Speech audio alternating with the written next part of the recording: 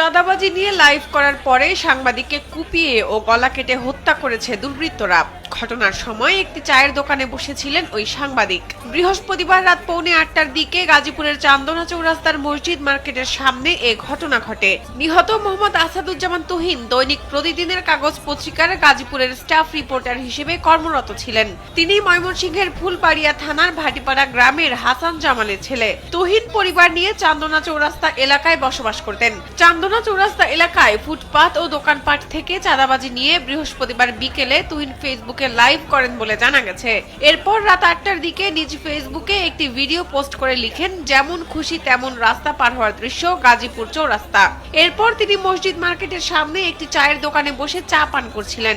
এ সময় হঠাৎ কয়েকজন সন্ত্রাসী তাকে ঘিরে ধরে ধারালো অস্ত্র দিয়ে লোকজনের সামনেই কুপিয়ে ও জবাই করে ক্ষতবিক্ষত করে পালিয়ে যায়। এতে ঘটনাস্থলেই তার মৃত্যু হয়। এ বিষয়ে বাসন থানার ভারপ্রাপ্ত কর্মকর্তা শাহিন খান জানান, খবর পেয়ে পুলিশ নিহতের মরদেহ উদ্ধার করে মর্গে পাঠিয়েছে।